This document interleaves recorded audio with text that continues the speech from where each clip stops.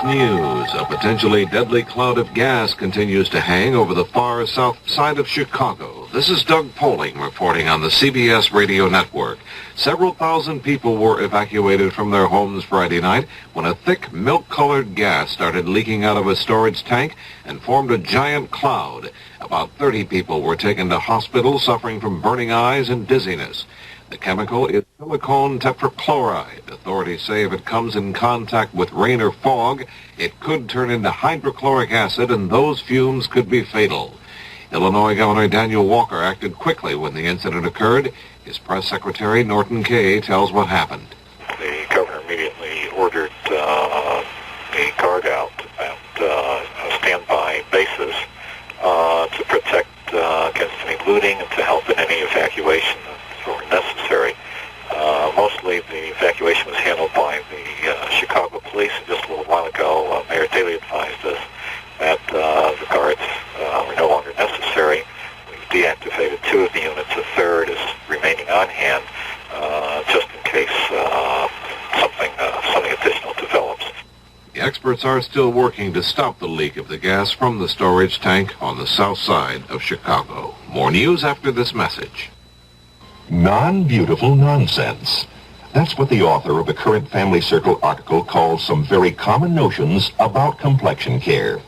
She replaces those notions with the highly successful beauty secrets of a world-famous skin specialist who nurtured such famous complexions as Greta Garbo's and the Duchess of Windsor's.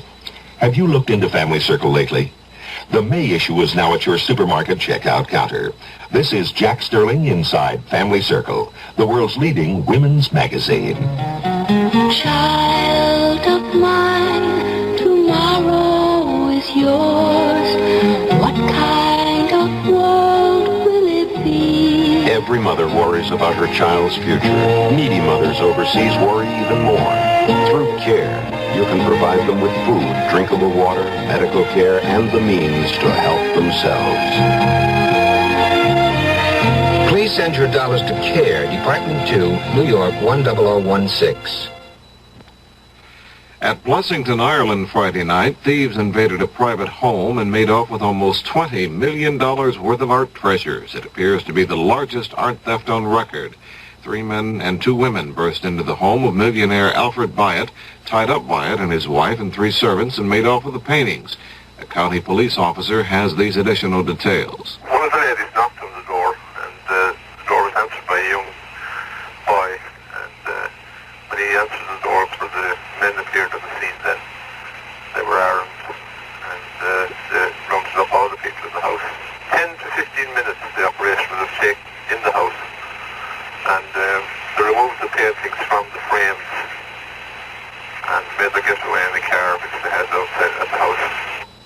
The thieves took some extremely valuable paintings, including a Vermeer valued at over $7 million and works by Rubin and Goya. In New York Friday, the jury in the Mitchell Stands trial deliberated 11 hours, then called it quits until Saturday morning. Parts of previous testimony will be read back in the morning at the jury's request. It appears to be concentrating on the conspiracy portion of the charges against the 2 former Nixon cabinet officers. What may have been an attempt to assassinate Cambodia's prime minister Friday night failed, but 5 other people were killed. The 5 died and 15 others were hurt when a hand grenade was thrown into a wedding reception in Phnom Penh. Prime Minister Longbore had left the reception just moments before the grenade attack. In Lisbon, Portugal, the new military regime has started to release political prisoners. The prisoners are being replaced with their former captors, members of the security police, some of whom had resisted the military coup, which overthrew the right-wing government of Prime Minister Marcelo Caetano. The new Portuguese strongman, General Antonio de Spinola, has promised to hold free elections in Portugal in less than a year. Now this. John Jones, statistic, born with club feet and cleft palate. Shirley Smith, statistic, born blind. Tom Kelly, statistic, born with an open spine. Statistic, children born with birth defects, 250,000 of them every year. 1 out of every 14 babies. Small statistics with a whole life ahead of them. Small statistics who cry and think and feel and want to laugh. Why should life deny them good health at birth? The March of Dimes leads the fight for this right. Good health at birth. Good health at birth. Good health at birth. Through medical service programs, public education, and scientific research. So that one day the ultimate goal will be reached. The prevention of all birth But defects. birth defects are forever unless you help. Please, will you give to the March of Dimes? Near Wentworth, North Carolina, Friday night, 2 fugitives were captured by sheriff's deputies, and it was probably the best thing that could have happened to them. The men had earlier escaped from a county jail where they were awaiting trial on murder charges. Before they were captured, the men were declared outlaws under a 108-year-old law that would have allowed any citizen to shoot them if they resisted capture. The 2 men captured in an abandoned house did not resist arrest. Doug Poling, CBS News. And CBS 4 Seattle, this is KIXI, with the time now is 6 minutes past 11. The CBS Radio Mystery Theater presents...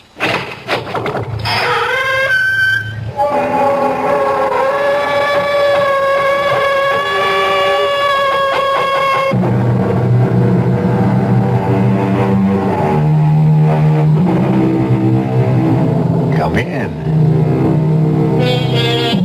Welcome. I'm E.G. Marshall. Welcome to the sounds of suspense, to the fear you can hear. Relax and listen to the strange tale of a strange man, though no more strange than anyone who has suffered what you might call a mutilation of the soul. And who of us has not, at one time or another, suffered such a mutilation? What means did we use to restore ourselves? How quickly did we recover? How well did we heal? The answers vary even as we vary. One man's answers are revealed, we trust, in the story which follows. I'm cold. So am I. It's the darkness I mind the most, not to be able to see you. Oh, touch me. That would help. Oh, my God, where are you? Right here. Right here. I can't find you. Keep talking. Keep talking. Right here. I can't. Oh, here you are. Oh, darling, don't let go. Never. Oh, never.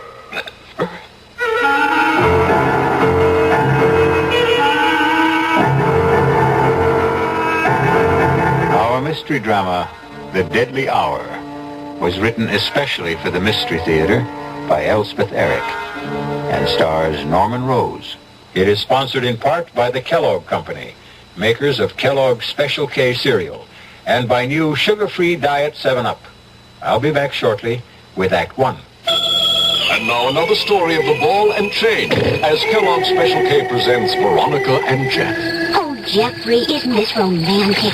Out in a quiet lake at night with you rowing the boat. Yes, Veronica, it's really neat. Jeffrey, what was that? Frogs. Frogs that go bonk? They're pretty weird frogs. Oh, Jeffrey, you're such a card. You have a ball and chain, like the ones they use in those Special K commercials. Yes, Veronica, it symbolizes my few pounds of extra weight.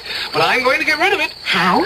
By exercising. You know, like rowing this boat and eating smart at every meal, starting with a Special K breakfast. You mean a 1-ounce bowl of high-protein Special K, 4 ounces of skim milk, orange juice, and coffee? Precisely. It's less than 240 calories, and it tastes delicious. It'll help me get rid of this ball and chain. I'll help too, Jeff. After all, we're all in the same boat.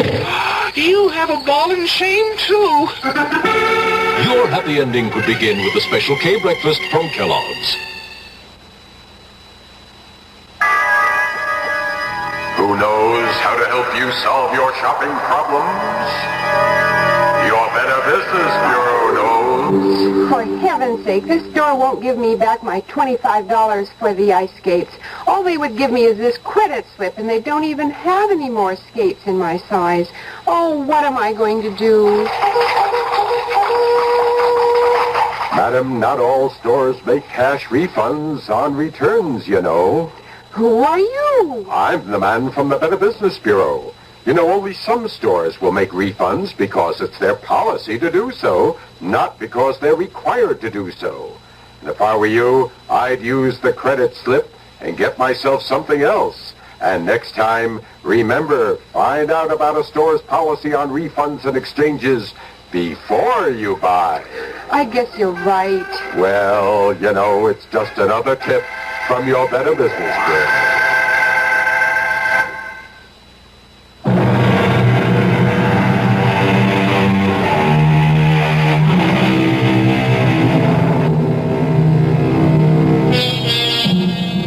A person who seems strange, we call grotesque, incredible, not to be believed. We make a feeble effort to deny that he could exist. But he does exist. There he is before our eyes in all his strangeness. We do not believe in him because we do not know him, because once we know, we will have to believe. And this can be a long and painful process. Listen now to the story of Martin Jerome.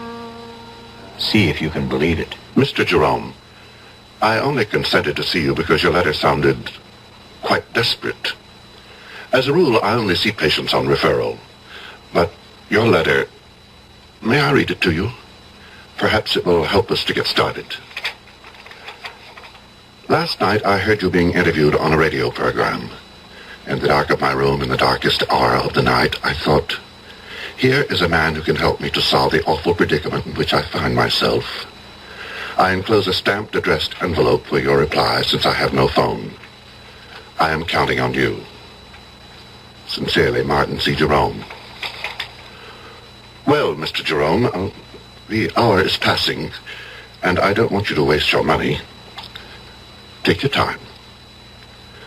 Take your time if you have difficulty in talking. I'll wait. Doctor. Did you say something, Mr. Jerome?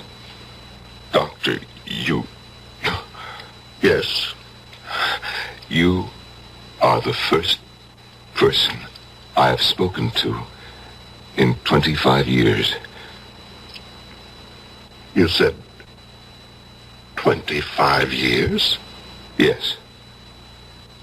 I begin to understand your silence.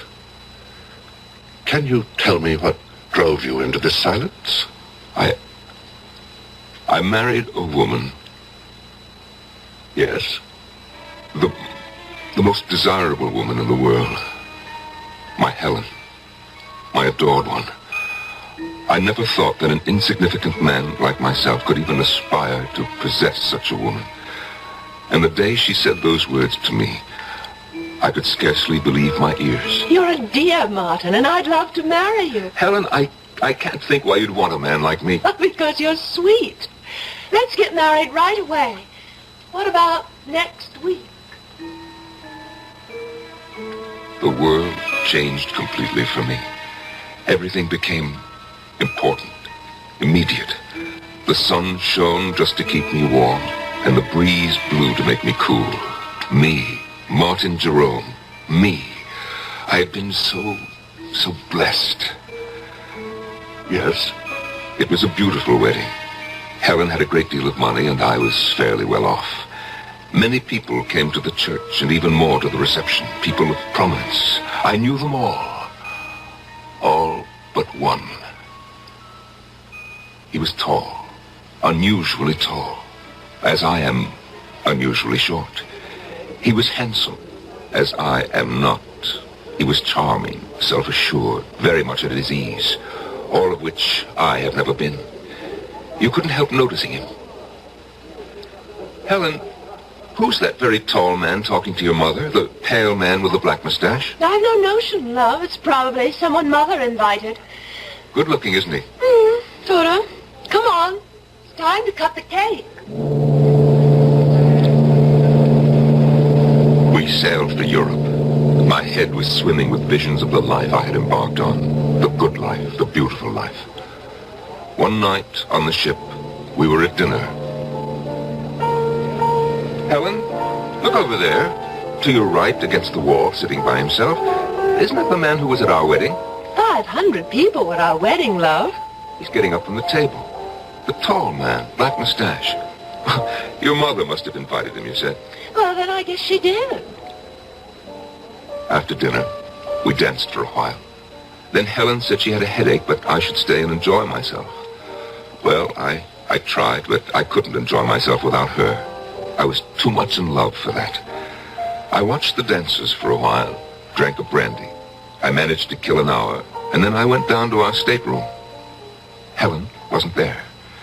When I stepped back out into the corridor, there she was, coming out of another stateroom about 6 doors from ours. Darling. You weren't in our room. I didn't know what to think. You said that you had a headache. I've been doing a little detective work. You were so anxious to know who the tall man was. Well, I found out. He's not precisely a friend. His mother came to the wedding and dragged him along. Helen, you were in his stateroom. I ran into him in the corridor, and he said to come in for a nightcap. Let's go to bed. Our stateroom is much nicer than his, by the way. We went to Paris. And then because she loved to ski, we went to St. Moritz. She was very good on skis, effortless as a bird flying. I watched and watched and never got tired of watching. And then, one day, there he was again, the tall man. I've got to catch the ski tow. Wait for me. Helen, he's here. Who's here? The man from the wedding, the man from the ship. Oh, is he here? Oh, so he is. Well, I'm off. Wait for me.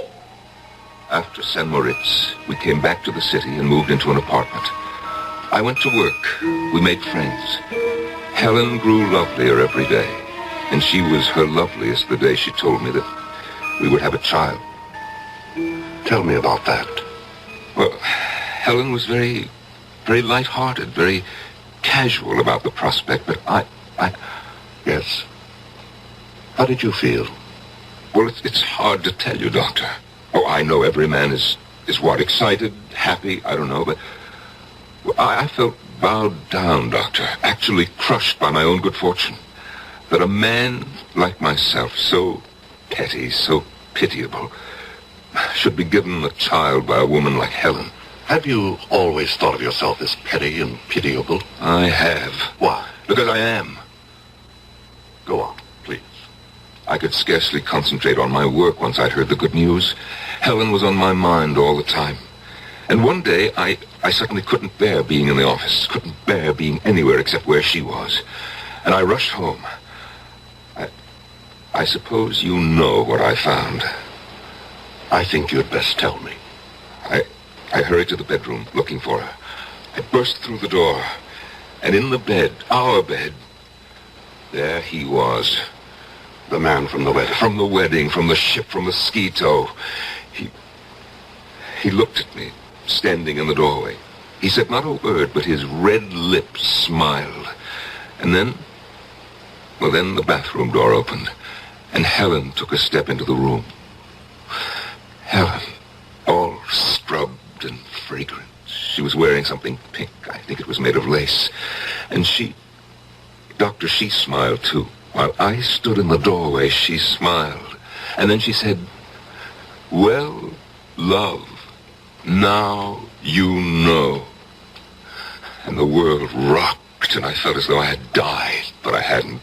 I was still standing there. Doctor, I've never told what I just told you to anyone before. Not to anyone? No. It wasn't simply grief that I felt. It was my pride that had been destroyed. My marriage to Helen had built up a sort of pride. I thought, if she loves me, then I must be something. Oh, it's not a good thing, Doctor, to build your pride on what other people think of you. Or seem to think. No, it isn't. So I cleared out. That was 25 years ago. And I have not said a word to anyone until today. How have you lived? Well, I had a business, import and export. I kept the business, but I dismissed my staff. I had the phone removed and made arrangements to conduct my affairs by mail. I took a one-room flat with a little kitchen, a bed, a chest of drawers, an easy chair with an ottoman. And to one side of the chair, my hi-fi stereo set and my records. To the other side, my books. After my work, I'd sit in my easy chair with my feet on the ottoman, listen to my records and read. Only writers who are dead, however. I'd read till about 10 o'clock, eat a little something, and go to bed. The next morning, go to work all day and do the same thing all over again. No relaxation of any kind? No enjoyment? Well, vacation in the summer. I shut down the office for 2 weeks and take my vacation. Where do you go? I take a train, 2 trains actually, and a bus to a little town on the coast called Marsh Hills. You've probably never heard of it. I'm afraid I haven't. No one has. There's no reason why anyone should. And you spend your 2 weeks in Marsh Hills? Oh, no. No, I merely stable my horse there. You have a horse? About 15 miles from Marsh Hills, Doctor, close to the sea. There's a cave hollowed out of the rock by the waves. And when I get to Marsh Hills, I arrive every year on the same day. They have my horse ready for me, and I ride the 15 miles to the cave, and there I spend my vacation. In a cave? For 2 weeks? Well, I walk. I canter my horse on the beach. I gather what edible herbs there are growing in the rocks. I boil them. They're very tasty, really. And at the end of 2 weeks, I return my horse to the stable and take my bus and the 2 trains back to the city. And you've lived this way for 25 years? Oh, yes. But, Doctor, last summer something happened. I arrived in Marsh Hills as always. My horse was waiting for me, as always. And we started off at a walk for the cave by the sea. There is always a certain excitement when I begin to smell the sea.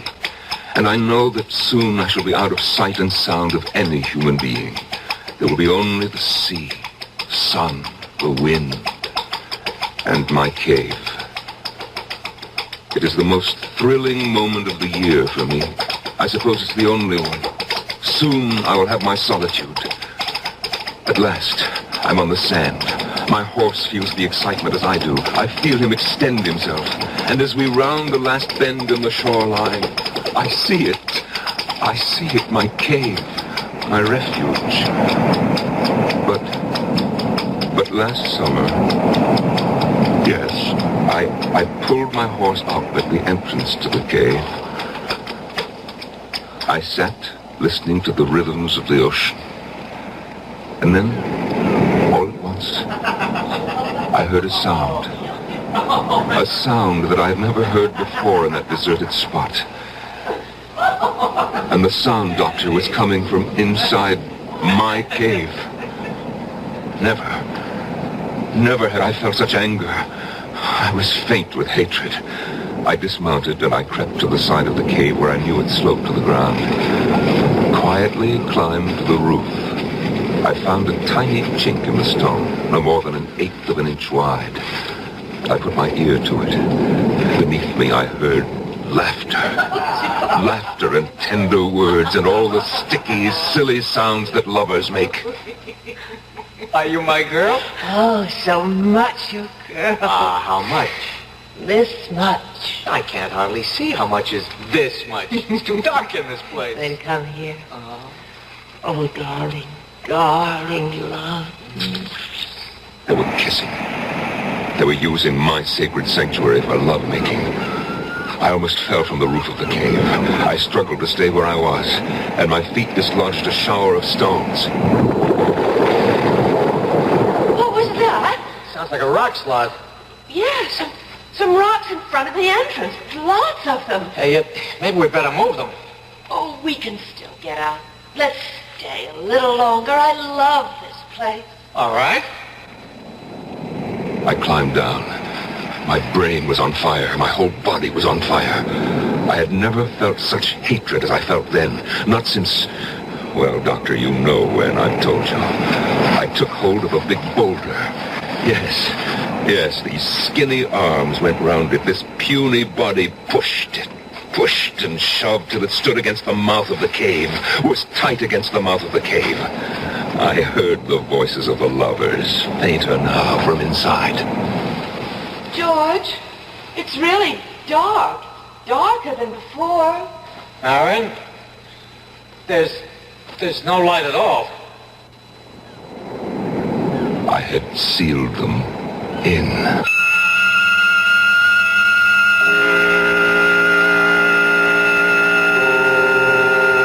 What is darkness?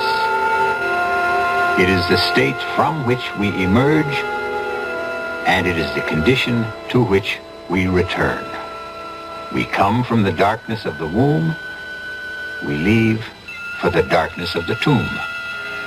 In between is light and life. I'll be back shortly with Act 2. Ooh,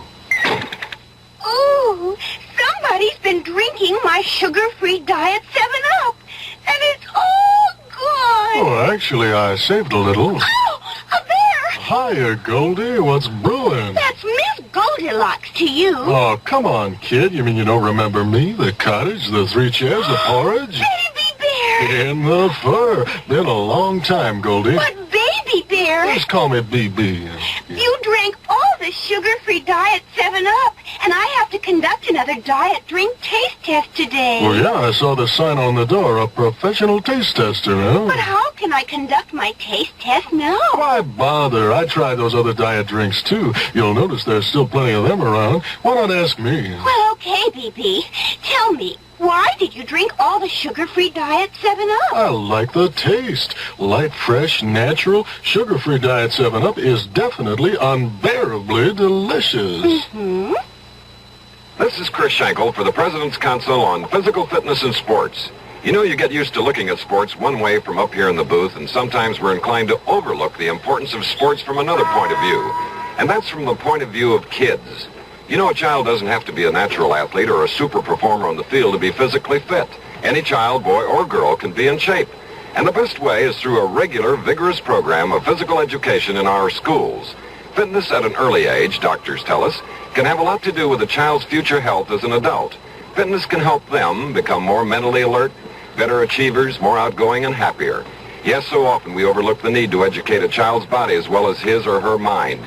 So we urge you to support the physical education programs in your schools and to make sure your kids are getting the kind of instruction they need.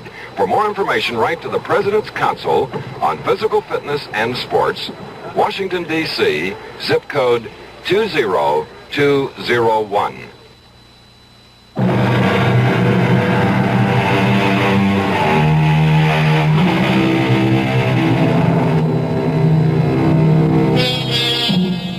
Marvin Jerome, 50 years old, has not uttered a single word to a living soul in 25 years. But now, in the office of an attentive psychiatrist, it seems the dear man can't stop talking. After I had pushed and shoved the big rock into the entrance to the cave, Doctor, I stood for a few seconds, panting from the exertion and oppressed by the silence. There was only the sound of the wind and the water. I thought of the lovers locked inside. What were they doing? What were they saying?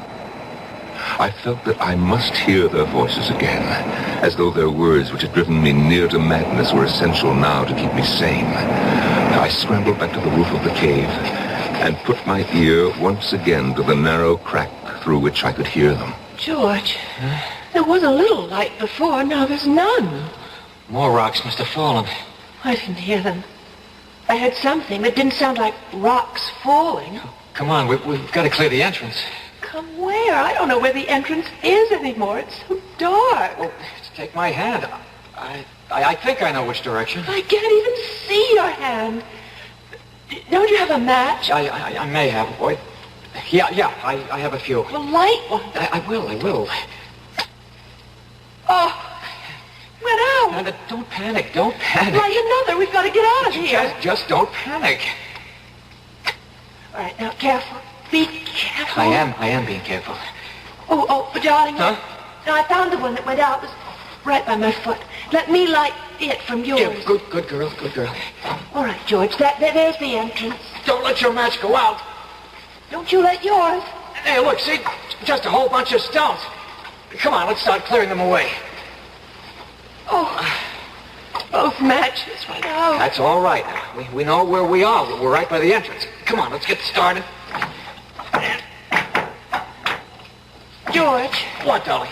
We'll get out, won't we? Of course we'll get out. Now, keep working. Don't stop.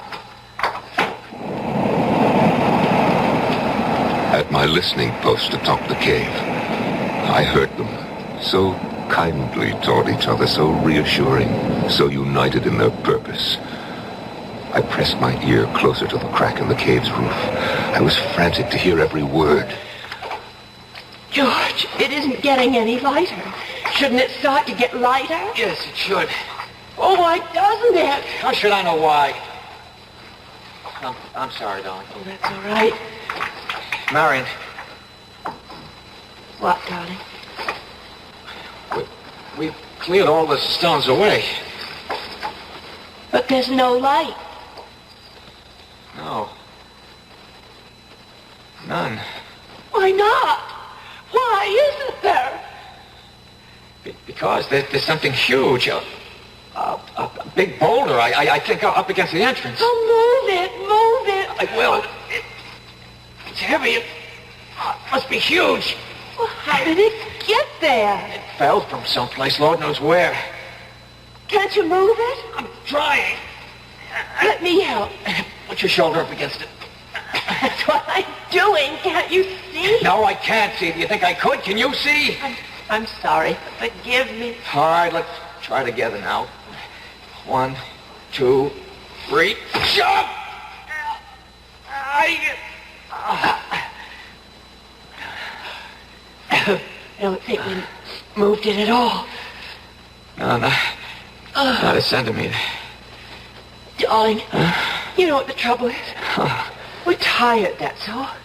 Clearing away all the stones just took our strength. I haven't had anything to eat since this morning. We need to rest for a little while.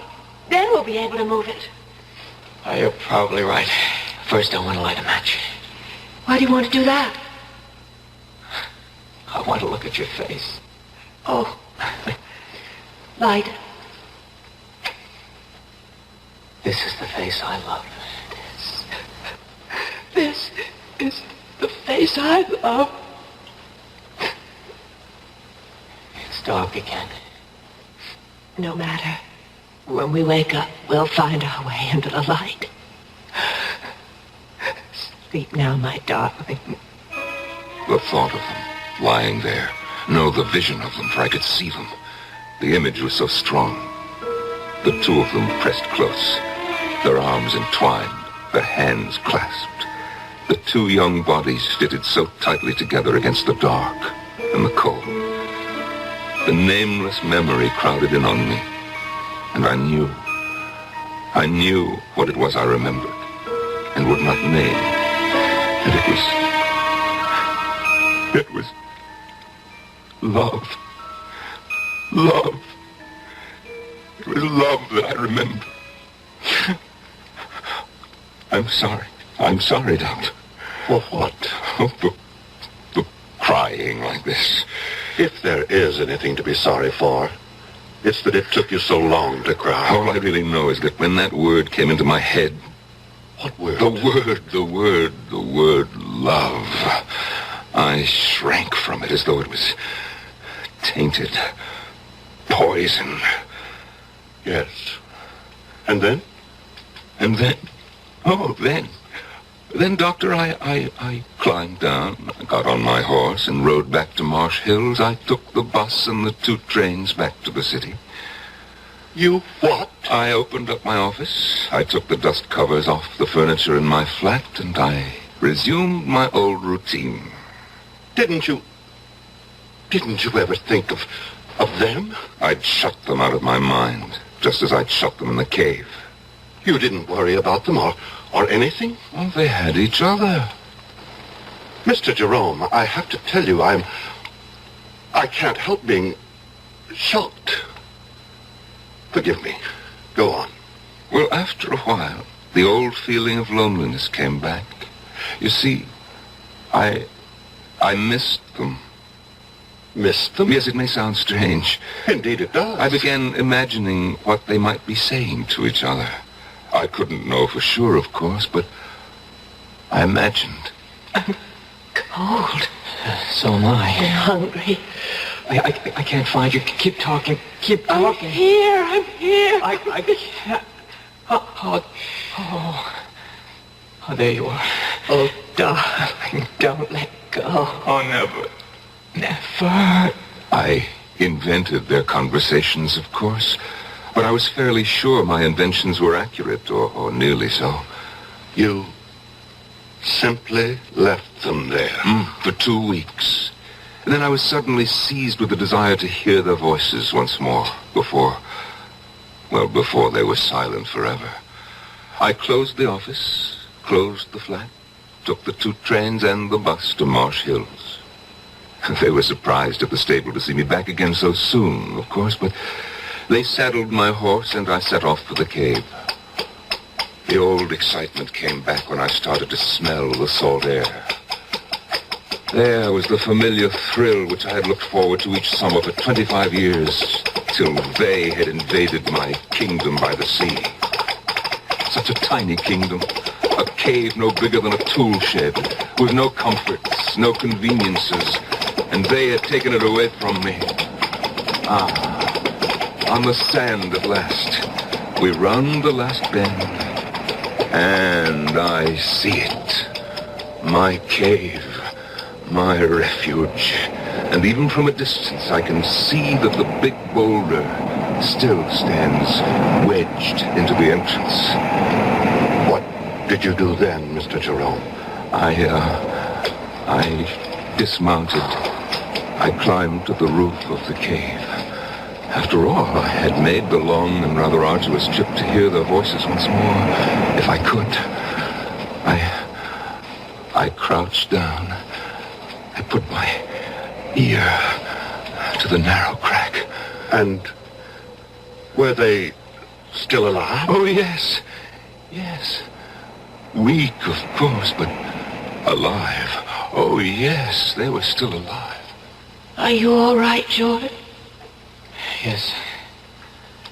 Are you? I'm all right. If we only had something to eat. Anything. Don't think about it. You think there's any use trying to move that big rock again? No. I guess you're right.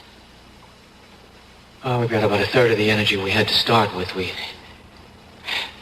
gotta save whatever we've got. Save it for what, George? I don't know. I know. But when somebody finds us, it's possible, isn't it, for somebody to find us? Of course. Oh, George, I'm thirsty. Can you find the place where that trickle of water runs down the side? I think so. Feel along the cave wall to your right. So black in here. You should be there by now. Light the match. No, it's the only one we have. George, wasn't there a sort of a ridge, an indentation where the water trickled down in some moss? That's right. Well, I think I found it. Oh, good. There's no water. There must be. There isn't. Then you're in the wrong place. Then you find it. You're so smart. I know exactly where. It's about here, right? Remember this. It ought to be right here. Yes, it ought to be, but it isn't. It ought to be, but it isn't. Marion, shh. There's no food. Now there's no water. Shh. Doctor, I wanted to call to them. I wanted to say, wait for rain.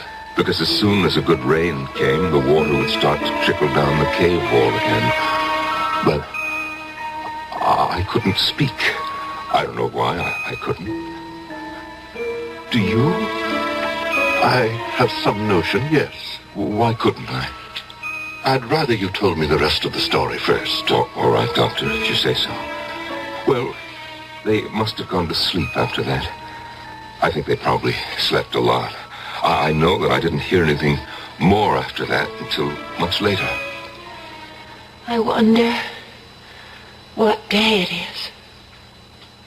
Well, it was Saturday when we came down here, wasn't it? Yes. Well, it must be, I don't know. We've been here a week, I think. More than that. Much more? About a week and a half. Oh.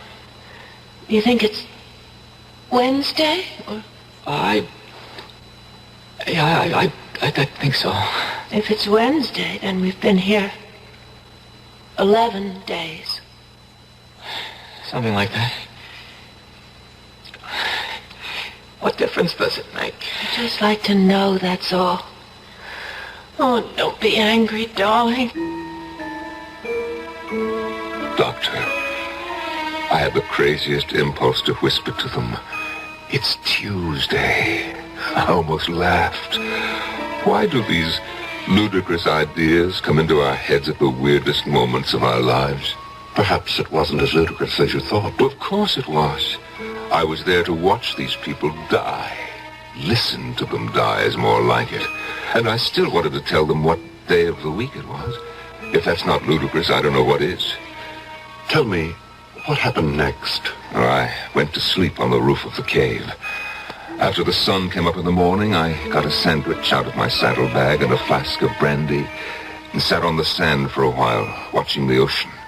And then I went back to my listening post. George. Yes? I'm going to try walking around a little. Oh, Lord. This darkness is driving me mad. No, it's not. No, it's not. Let me have a match. No. Oh, give it to me. I won't. What was that? I heard something. I stumbled over something. Look for it. Fish That's around. what I'm doing. Got it. What is it? Feels like a little sort of a pan. Pan? Well, about 5 inches wide. What? Enamel, I think. Feels like enamel. It's a little pan to cook things in, the sort of thing campers might use. Wait, that means somebody's been here before. And that means whoever was here could come back. Or somebody else could. I mean, this cave is a place people come to. We're not the only ones. We're not the first. Other people have... They'd stumbled across the little enamel pan I had used to boil my herbs in. I couldn't bring myself to speak to them, but I took a packet of matches, the cardboard kind, and I wrote on it, "I am here." Just that. I am here. And I slipped it through the crack in the roof of the cave.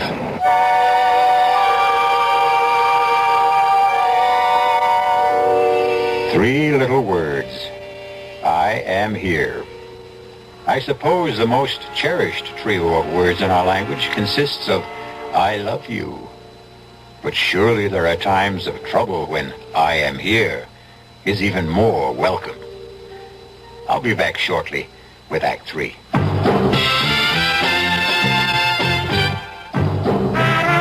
You don't see many people putting salt in their beer nowadays. Not that there's anything wrong with salt on radishes or French fries, but man, not in the king of beers. Truth is, the only thing salt can do for Budweiser is make it salty. An unwise thing to do to the only beer in America that's Beechwood aged. Unsalted Budweiser has become the most popular beer in the world. That's because in brewing Bud, the Budweiser brewmaster goes all the way for a taste, a smoothness, a drinkability you'll find in no other beer at any price.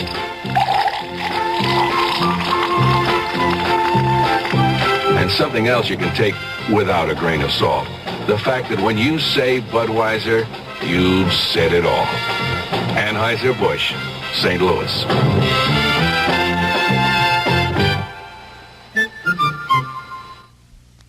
When you shop at your friendly Tradewell store, there's never any mystery about the values you receive. Tradewell offers the best food, the best selection, the best service, and at the best possible price. So don't be mystified about shopping for food. Shop at your friendly Tradewell store and stretch your food dollar without sacrificing quality. Here are some outstanding values on breakfast items this week at your friendly Tradewell. Fresh, red-ripe California strawberries, 3 cups, $1. Large, sun-kissed ruby red grapefruit, 6 for $1. Briarwood Gray AA large eggs, 52 cents a dozen. High C fruit drinks in 5 flavors, 46-ounce tin, 31 cents. General Mills Wheaties, 18 ounces, 59 cents. Shop Tradewell for quality with economy. Tradewell is headquarters for USDA prime beef.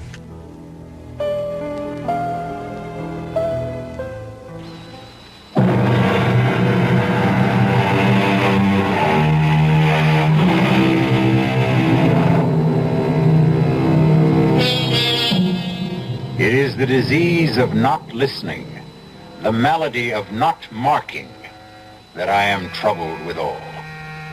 So said Henry IV, according to William Shakespeare. But the disease that troubles Martin Jerome is listening too closely, and his malady is marking too well. I pushed the packet of matches with its absurd message down through the crack in the cave with a little stick. I heard it drop. I knew it had reached them even before I heard Marion speak. George, something just dropped onto my shoulder. George, light the match. Marion, it's our last match. I don't care, light it. I have to know what fell on my shoulder. I don't like to use George, up our last... please, if you don't... All right. Take it easy. Did you see anything? It hit my shoulder, and then it... Here it is. George! It's matches. It's a whole fold of matches. You're kidding. I'm not. There's something written on it here, George. Wait a minute. It says, I am here. Who? Who's here? I don't know. Oh, my God, that's the end of the match. I held till I burned my fingers. I'm sorry, I couldn't. It's all right. We have matches now. Can you see? It isn't signed at all. It just says, I am here. That's all. But who's here? Doesn't matter, does it? Somebody's here. That's what counts. Why doesn't he say something? Call out to us or something. Tell us that everything will be all right. Maybe he's gone for help. Oh, yes, that must be it. Yes, that is it. It's all right now. It's all right as long as somebody's here. I couldn't stand their joy over my simple-minded message. They seemed like silly children, as silly as I felt myself. For I hadn't the faintest notion what I was going to do once I had made this strange contact with them. I climbed down and sat on the beach staring at the water until I fell asleep. I must have slept the rest of that day and all night because it was the sun coming up behind the horizon that woke me. I went back to the cave, climbed to the roof, and put my ear to the crack. George, I can't stand it. Where is he? How should I know? Stop asking me. He wouldn't give us a message like that. He wouldn't write, I am here on a package of matches and then just go away, would he? How do I know? You keep asking me as though I had an answer. I'm not hungry anymore. I haven't been hungry for a long time. I just feel terribly weak. Damn it, I know. Now, would you shut up? Just shut up. We'll die here, George. Be quiet. No water. No food. We'll die here. I said shut up. Whoever wrote that note must have been a madman. Wherever he was, he's gone away. Yes. And we'll die in this cave. I don't intend to die in this cave. No. And just what do you think you'll do about it? Something. Nothing you can do. I'm just not going to die. Yes. Not yet. Yes, you are. Make up your mind to it. What are you doing now? I'm going to light a match. Matches.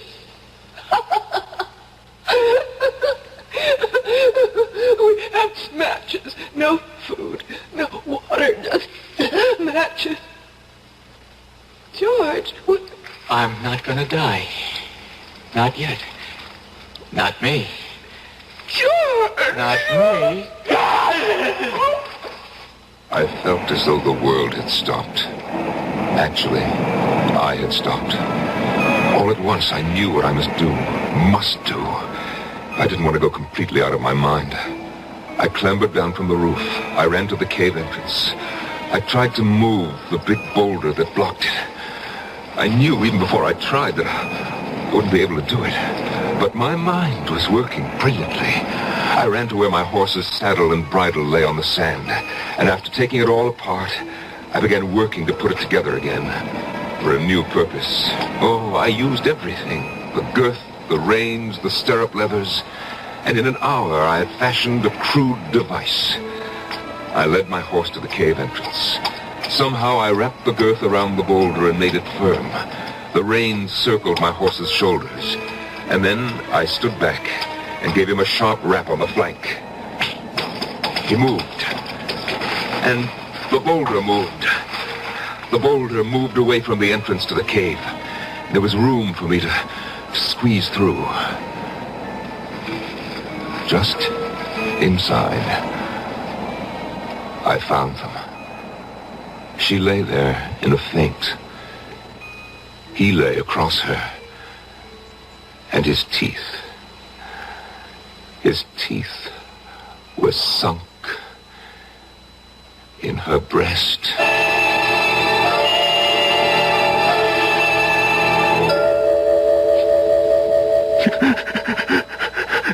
Mr. Jerome, would you like to wait till another time to tell me? No, I must tell it to you now. I carried their bodies out and I put them on the back of my horse. I threw a halter over his head and led him the 15 miles to Marsh Hills. It took all day because I stopped every hour to be sure that they were both breathing. There's a doctor in Marsh Hills, and I left them on his doorstep. I rang his bell and fled. The next day, I waited outside the doctor's house until I saw an ambulance drive up and take the young couple away. They were able to walk, so I knew they were all right, or soon would be. I went back to the city, but not before I had memorized the name of the hospital, which was printed on the ambulance. And from the city, I wrote to the hospital. I pretended to be a concerned relative. They answered me. They said that the girl, Marion, had already been discharged, but that they were keeping the young man for a few days more. They would let me know when he could go home. And they did let me know. I remember it was on a Sunday. And as he walked out of the hospital, I was waiting for him. He didn't seem at all surprised to see me. I took his hand. He came with me quietly. We boarded the bus. We took the 2 trains, no trouble at all. And when we got to the city, we went to my flat. He undressed, bathed, and got into my bed. And he went to sleep. That was, 6 months ago, Doctor. And he's been there with me ever since. He's all right? Oh, he's very well. I sleep on the floor now. He sleeps in the bed. I cook his breakfast, come home from the office and cook his lunch. And, of course, I make dinner for us both at night. And, we listen to music. I read a book, but he just listens to the music. Oh, yes, he's in good health. Mr. Jerome, the hour is up. You want me to leave? Not quite yet. You've told me an amazing story.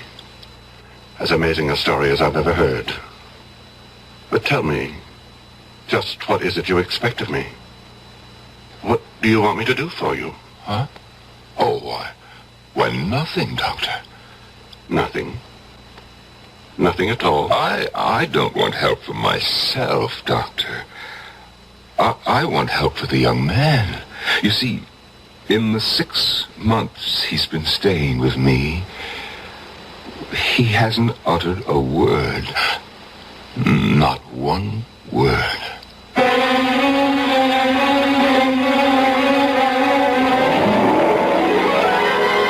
Go see the doctor, young man. Yes, George. He can help you to unburden yourself. He will make the words pour out in full confession, and you will feel the better for it. Why, look. Look what he has just done for Martin Jerome. As the deadly hour passed. I'll be back shortly. Sometimes a gentle rain in one place adds up to a raging torrent in another. A torrent that can uproot lives as well as trees. To remedy the things that can be remedied in a disaster, America has a unique emergency force. The American Red Cross, America's good neighbor. Red Cross is on call 24 hours a day, every day, to cope with emergencies, whether they're on the next block or a continent away. Most of the help that's given is from volunteers. The money's from volunteers, too. Volunteers like you. If you need help, join us. If you can give help, join us. The American Red Cross. Help us help people.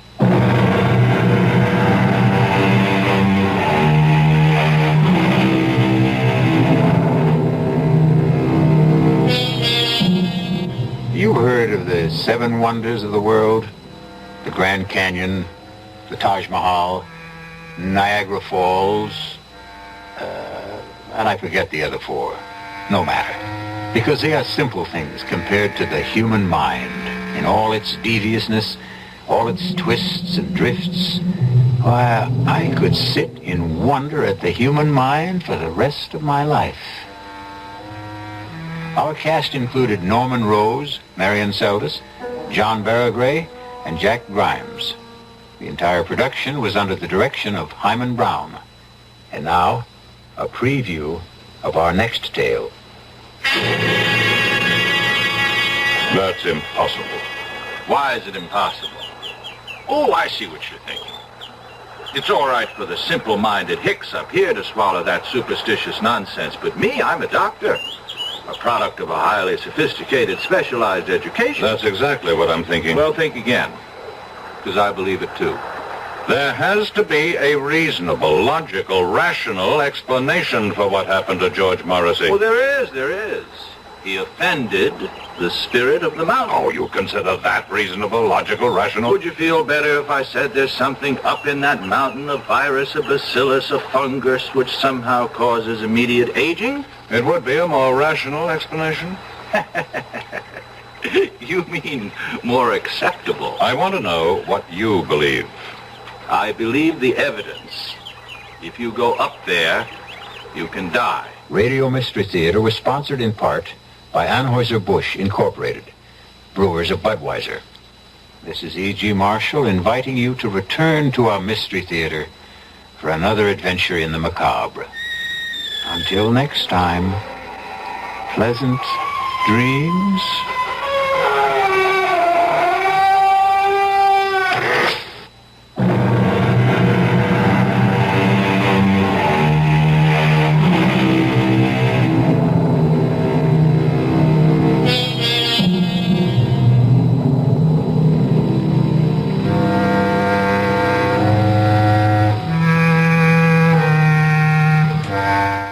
CBS News coming up shortly on KIXI. News is next on KIXI, AM and FM in Seattle. It's 12 midnight. CBS News. The jurors in the Mitchell Stands trial are getting some sleep, but they'll be back to work in about 7 hours. This is Doug Poling reporting on the CBS radio network. The case is complicated, and the jurors are going over some of the testimony again. The deliberations resume Saturday morning. Chris Kelly reports from New York. After 15 hours of deliberations, the jury has not yet reached a verdict in the complex case against Mitchell and Stans. The panel worked late into the night after reviewing some key government documentary evidence and following a rereading of some testimony given during the trial. That testimony involves one of 5 perjury accounts against the former Attorney General Mitchell. He claims he did not discuss Robert Vesco with a GOP fundraiser several hours after the financier told Maurice Stans he'd give a sizable campaign contribution. Prosecution testimony contradicts him. When the jury returns, it will hear further testimony testimony concerning yet another perjury allegation against Mitchell. Chris Kelly, CBS News, New York. In Washington, CBS News correspondent Dan Rather reports that according to indications from White House aides, President Nixon has decided not to comply with the subpoena of the House Judiciary Committee for some 42 tapes it wants for the impeachment inquiry.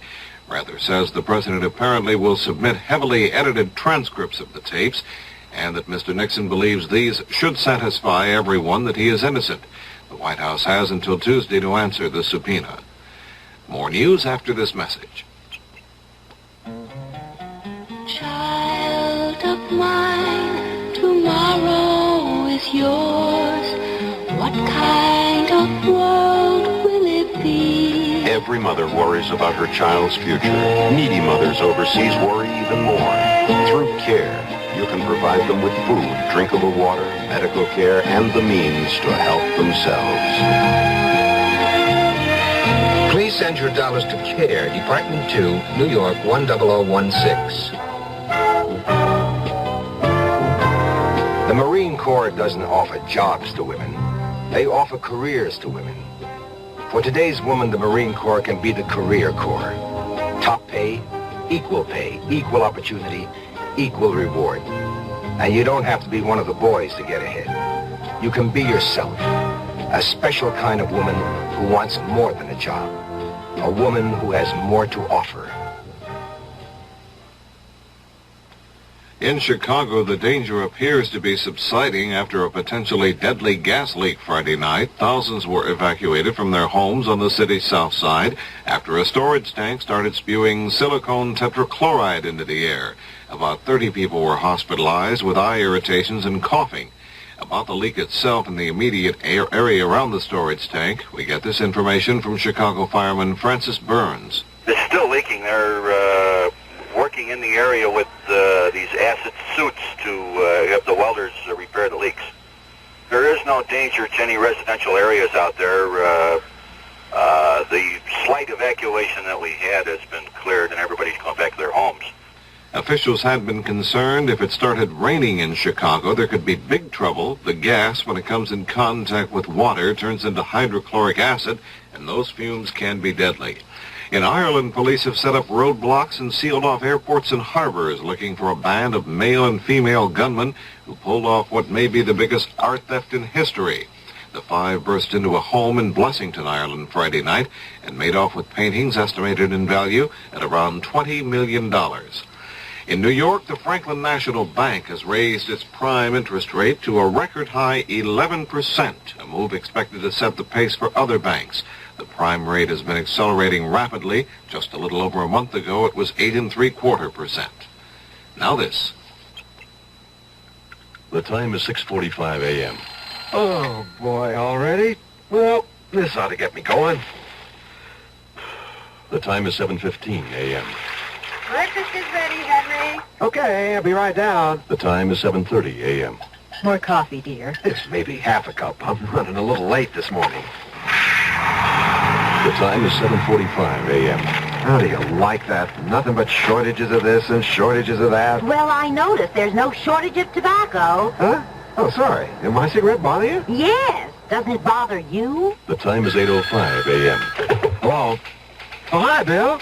Hey, hang on a second, will you? Let me grab a cigarette. Now, what's happening? If this sounds like a typical day in your life must not mean much to you, does it? Kick the habit. Join the unhooked generation. This reminder from your lung association is a matter of life and breath.